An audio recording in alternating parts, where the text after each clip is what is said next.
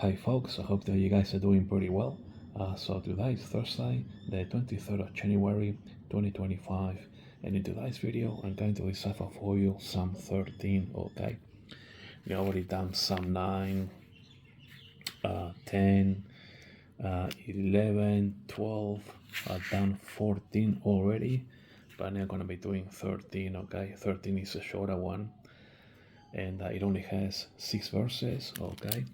But it does pack a real punch because it actually links to many prophecies for the tribulation period and also for the millennial kingdom, okay, as you shall see in a moment. Now, one of the interesting things about the book of Psalms, generally speaking, is that they contain many prophecies for the tribulation period and also for the millennial kingdom, and yet, and this is actually a secret, the book of Psalms, or the 5 books of Psalms, is actually a secret because most Bible scholars, they get into the major prophets, like Isaiah, Jeremiah, and so on, Daniel, Ezekiel, and so on, okay, to look for, prophecies that are actually for the tribulation period and for the millennial kingdom, but they completely forget the book of Psalms, and the book of Psalms is a real secret today because it contains so many prophecies for the tribulation period and also for the millennial kingdom. And out there on YouTube, I haven't heard any Bible scholars out there talking about the book of Psalms with any sense of urgency or and even without any degree of extreme importance regarding the tribulation period and also the millennial kingdom. Yet in the 5 book of Psalms, there are, I don't want to estimate because I have to say from many Psalms, but there are, I would say, dozens and dozens of tribulation and millennial kingdom prophecies from a study of them and also from my biblical decipherings. Generally speaking, the book of Psalms is actually a real big secret, and I don't see out there on YouTube Bible scholars paying any great deal of attention to the importance of the prophecies in the book of Psalms, okay?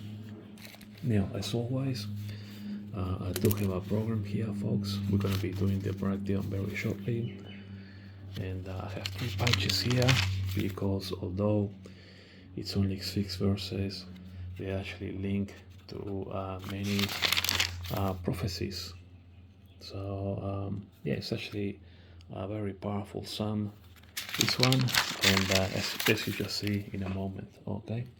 Now let's get into it, folks. Psalm 13, okay? Verse 1, David is asking the questions here. How long wilt thou forget me, O Lord? Okay? Forever? How long wilt thou hide thy face from me? Okay, so this is interesting. David is asking these questions because the Jewish people are actually in the tribulation period, okay? And to give you the breakdown, then verses 1 to 4 are for the tribulation period, and verses 5 and 6 are for the millennial kingdom, okay?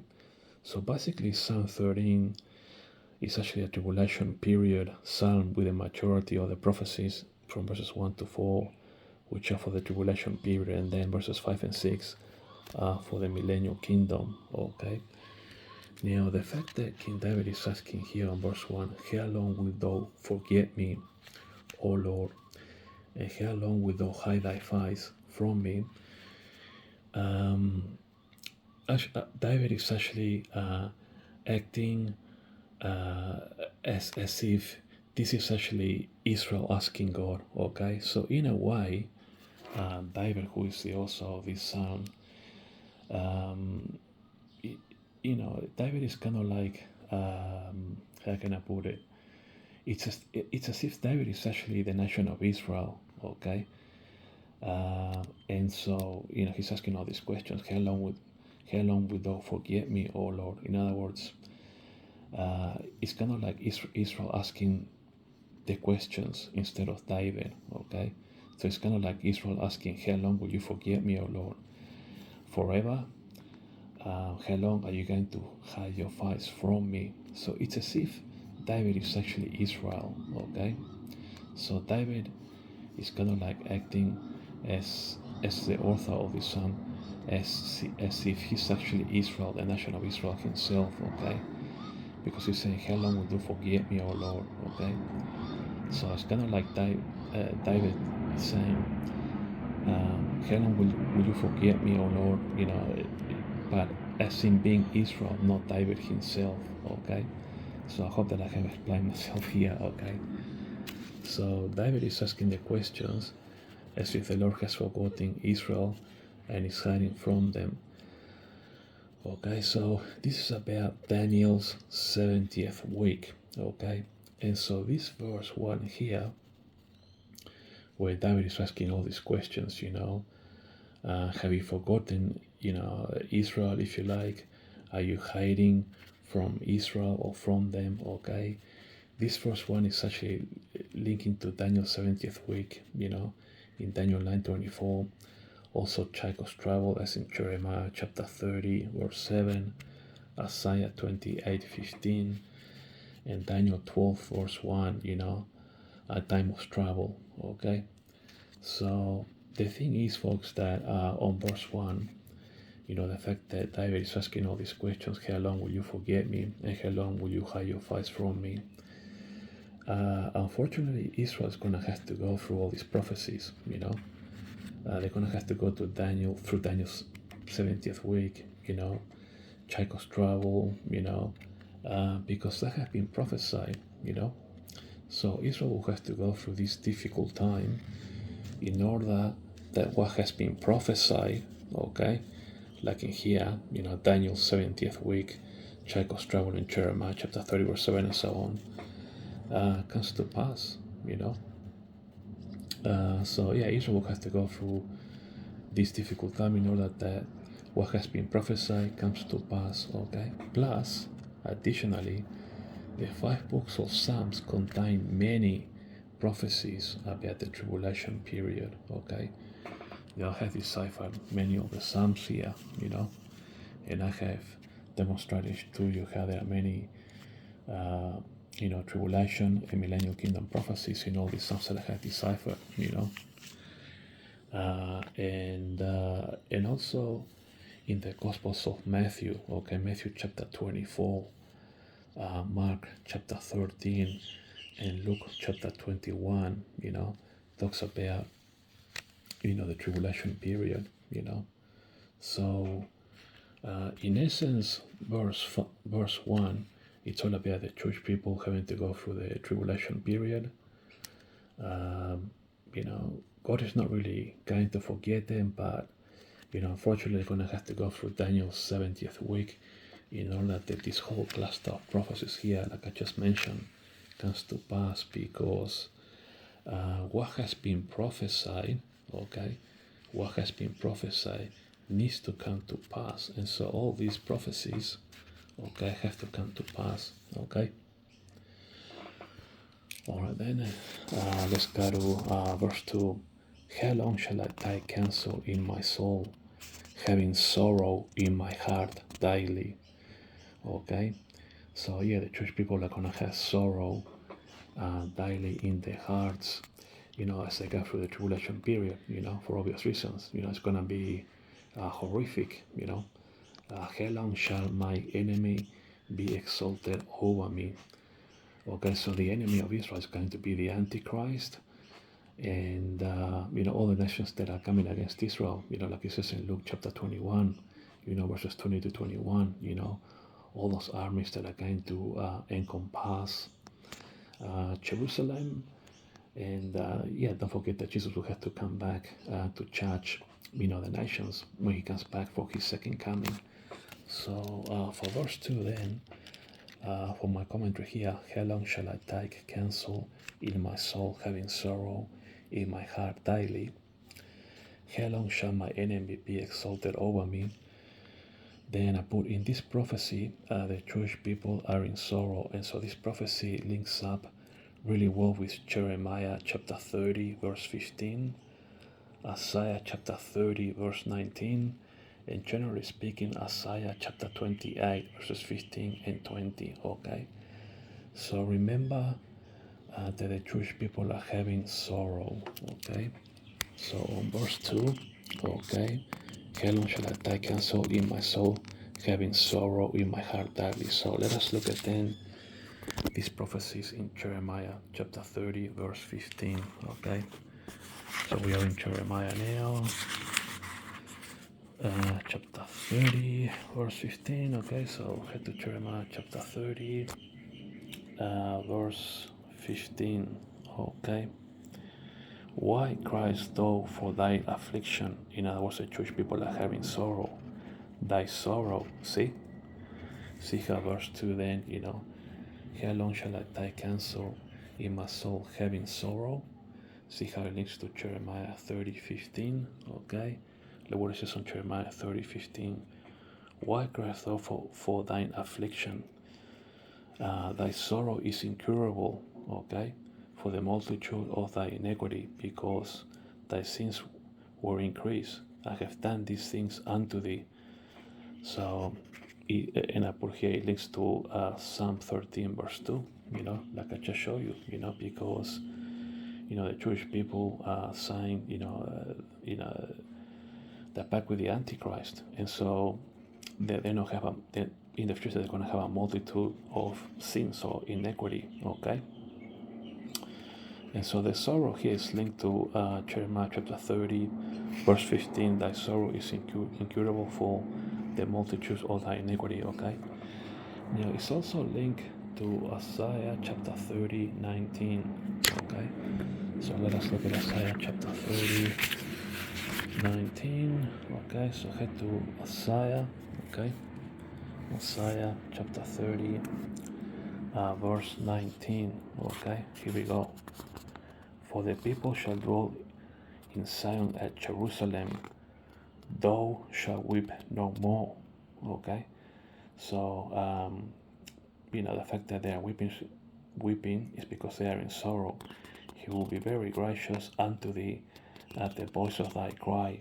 When he shall hear it, he shall answer thee. Okay, so this prophecy here is actually a prophecy that belongs both to the tribulation period or at the end of the tribulation period, and also it's a transitional verse that also belongs for the second coming of Jesus, okay? Because Jesus is saying here that thou shalt weep no more, okay? He's going to be very gracious unto the Jewish people or unto thee at the voice of thy cry, okay? So yeah, it looks to Isaiah chapter 30, verse 19, and also generally speaking to Isaiah 28, verses 15 to 20, okay? So if you read Isaiah 28, okay, chapter 28, all right, verses 15 to 20, okay, because you can say we can make a covenant with death and with hell, we are in agreement, okay?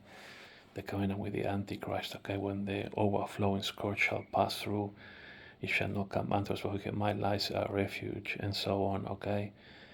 And judgment also I will lay to thy line, and righteousness to the plummet, and the hail shall sweep away the refuge of lies. In other words, the covenant. That covenant is a lie with the Antichrist, not the Messiah, okay?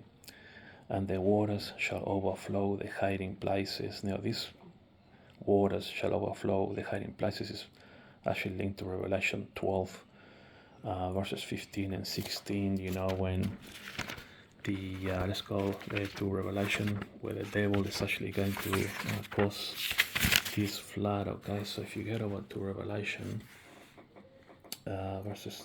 chapter 12, okay, verses 15, okay, and 16, and the serpent cast out of his mouth water as flood after the woman, meaning Israel, that he might cause her to be carried away of the flood, and the earth helped the woman, and the earth opened her mouth and swallowed up the flood which the dragon cast out of his mouth. So God is going to supernaturally protect the Jewish people. This is why They're going to be in sorrow, generally speaking, on Isaiah chapter 28, verses 15 to 20, okay? They're going to be trodden down, and it shall be a vexation only to understand the report, meaning that, what's going to happen to them as I live through the tribulation period. It's going to be pretty much unbelievable, and it should be a vexation only to understand the report, meaning that it's going to be unbelievable to them, okay? For the bed is shorter than that a man can stretch himself on it, and the covering narrower than that he can help wrap himself in. It's kind of like a figure of speech, So yeah, people, they're gonna have sleepless nights, so to speak, okay? So basically, Psalm 13, if you like, verse 2 regarding the sorrow of Israel during the tribulation period. Yeah, it links to all these prophecies, Jeremiah chapter 30, verse 15, Isaiah chapter 30, verse 19, and generally speaking, Isaiah 28, verses 15 and 20, but also generally speaking to all the Psalms that I have been deciphering, especially all those Psalms with tribulation prophecies in them, which are quite horrific, And one of the things that I want to say is that people normally go to the book of the prophets like Isaiah to find tribulation period prophecies, but you will find them more horrifying, and you're probably going to find it more interesting in that if you study the book of the Psalms, it's actually a lot more here, I believe, than in the book of the prophets regarding the tribulation period and also the millennial kingdom. Okay, so let's move on then to verse 3. Consider and hear me, O Lord my God. Lighten mine eyes, lest I sleep the sleep of death. Okay, so the Jewish people want God to consider and to hear them. Okay, so on my program here, where it says, Consider and hear me, O Lord my God, lighten my eyes, lest I sleep the sleep of death. In other words, the Jewish people are really scared that they're gonna die, unless God considers and hears them, to rescue them. So this is actually linked to Jeremiah chapter 30, verse 17. God will consider Israel as he promises to, for I will restore health, okay, unto thee. In other words, the fact that it says in Jeremiah chapter 30, verse 17, that God is saying, I will restore health unto thee, he's actually considering and hearing the Jewish people, okay? For I will restore health unto thee, and I will heal thee, okay, of thy wounds, okay? So he's gonna consider and hear them and heal them, okay? Said the Lord, because they call thee an outcast, saying, This is Zion, whom no man seeketh after, okay? So I'm not going to show it to you in the Bible because this is exactly what it reads if you read Jeremiah chapter 30, verse 17. So God is going to consider, hear them, and heal them according to Jeremiah chapter 30, verse 17, okay? He's going to restore health unto the meaning Israel. So it's not to keep the video too long, so I don't have to flick over pages. I just got it down here for you, okay? So let us go now to verse 4, okay? Lest my enemies say, I have prevailed against him, meaning Israel, and those that trouble me rejoice when I am moved. Okay. Now this actually links up to a lot of prophecies. Okay, so lest my enemies say I have prevailed against him, and those that trouble me rejoice when I move. This prophecy links up to Isaiah 28, verse 22, where it says, Now therefore be you not mockers, okay? Lest your bands be might strong, for I have heard from the Lord God of hosts a consumption, even determined upon the whole earth. Exactly, in other words, this prophecy is linked to all the judgments, okay, prophecies upon the return of Jesus' second coming, okay? So think of Joel chapter 3, verse 2, Revelation 19:15, how Jesus is going to be operating the winepress, etc., etc. Okay. Now, the problem here with verse 4 is that, lest my enemies say I have prevailed against him, is that they want to, in the future they're going to mock and scoff as Israel. Okay. And so this prophecy here in verse 4 is also actually linked, okay, to the prophecies. Think also of the mockers and scoffers prophecy in 2 Peter chapter 3 verses 3 and 4.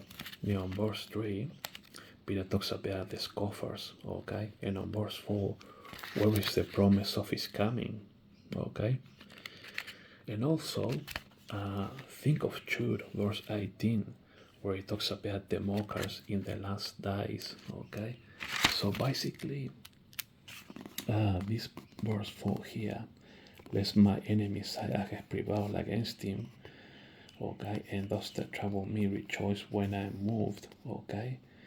They are going to mock and scoff rather, at Israel, at the nation of Israel in the future, okay, because they're going to be saying, I have prevailed against him. In other words, I have prevailed against Israel, okay, and they think that, they are going to be rejoicing, scoffing and mocking Israel, but don't forget all the judgments that Jesus is going to be performing against the enemies of Israel, the mockers and the scoffers, okay. So I told you to think about Joel chapter 3 verse 2, Revelation 19:15, etc. How Peter talks about the mockers and the scoffers, and also Jude. And let me show you Isaiah 28 verse 22, okay, just around the corner here. Isaiah 28, okay, verse 22, okay, over the page, and here we go, okay. Now therefore be you not mockers, lest your bands be made strong, for I have heard from the Lord God of hosts a consumption, even determined upon the whole earth. So when Jesus comes back, he's going to have a consumption, and even determine one upon the whole earth means that he's going to be judging them, okay. So to all the mockers during the tribulation period, they will mock and scoff at Israel, thinking that they are going to defeat or prevail against Israel. That's not going to be the case, okay, because I just told you about all the judgments. Think of Joel chapter 3 verse 2, Revelation 19:15, and so on, okay. So let me turn over, get back here now into verse 5, okay, just to finish up. But I have trusted in thy mercy, my heart shall rejoice in thy salvation. Now, verses 1 to 4, I told you that are for the tribulation period, but verses 5 and 6 are for the millennial kingdom, okay. So verse 5 is going to happen, it's a prophecy that's going to happen upon the return of Jesus' second coming, okay. But I have trusted in thy mercy, my heart shall rejoice in thy salvation. Of course, so so for verses 5 and 6, for the millennial kingdom upon Jesus' second coming, this prophecy is linked to Jeremiah chapter 30 verse 19, okay. But I have trusted in thy mercy, okay, and it reads, and out of them shall proceed thanksgiving, and the voice of them that make merry, okay. So basically, when Jesus comes back for his millennial kingdom, Jesus is going to have mercy, okay, and the Jewish people are going to rejoice at the salvation that Jesus is going to give them, okay. And it's linked to Jeremiah chapter 39 verse 19, because out of them, meaning out of Israel, shall proceed thanksgiving, okay, and the voice of them that make merry. So they are going to be happy, they are going to rejoice, okay, make merry, rejoice, okay. So the fact that they are going to giving thanks to God, okay, it means that they have trusted in His mercy. Okay, they can trust in His mercy, the fact that they are giving thanksgiving. Okay, and they're going to be rejoicing. Okay, Mike, Mary. Okay, so let's quickly look there at Jeremiah 30, verse 19. It's just around the corner here, folks. Bear with me for 1 sec. So head over to Jeremiah, okay, chapter 30, verse 19, okay. And out of them shall proceed thanksgiving, and the voice of them that make merry. I will multiply them, and they shall not be few. I will also glorify them, and they shall not be small. Okay, so so the Jewish people will be putting the trust, okay, in Jesus. Jesus is going to have mercy, upon them, and they're going to make merry. In other words, they're going to rejoice, okay, upon the salvation that Jesus is going to give them, okay. So then the last verse to finish up. I will sing unto the Lord because He has dealt bountifully with me. Yeah, of course, Jesus, like on verse 5, giving them salvation. And so they're going to be very happy, and they're going to sing unto the Lord because He's still, He's given them salvation and dealt with them bountifully, okay? So this is actually into quite a few prophecies, okay?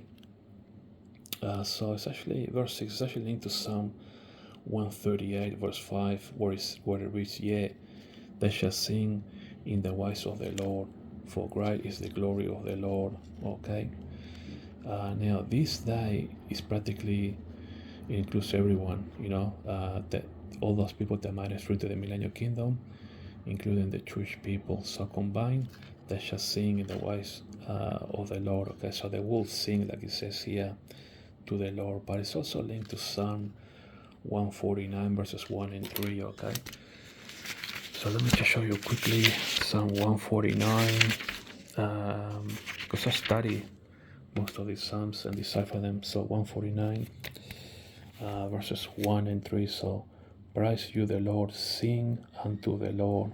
Okay, sing unto the Lord a new song and His praise in the congregation of saints. And then verse 3, let them praise His name in the dance, let them sing, okay, sing praises unto Him with the timbrel and harp. This is actually a Millennium Kingdom psalm. And so verse 6 here, it's actually linked to these prophecies in Psalms 138, verse 138, verse 5, and also Psalm 149 verses 1 and 3, but also it's actually linked to Isaiah chapter 12 verse 5. Okay, now put the Psalms first because the book of Psalms comes before Isaiah. Okay, so if you read Isaiah 12:5, just to finish up, just around the corner here, Isaiah 12:5, stay with me folks. So head over to Isaiah chapter 12 verse 5. See, sing unto the Lord. This is a Millennial Kingdom prophecy, for He has done excellent things. This is known in all the earth. Okay, in other words, He gave salvation to all the Jewish people and to all those nations that might have through into the Millennial Kingdom. Okay, so sing. I want you to remember that word, sing, and how it links then to Psalm 13 verse 6. I will sing unto the Lord. Okay, so yeah, this is it folks. Thanks for watching. I'll talk to you all later. I highly encourage our scholars to study the book of Psalms because there's a lot of tribulation and millennial kingdom prophecies here. It's actually a big secret, and the Bible scholars are really not, from what I see out there on YouTube, which is what I watch, are not at the talking or even deciphering prophecies in the book of Psalms. Alright folks, thanks for watching, and I'll talk to you all later.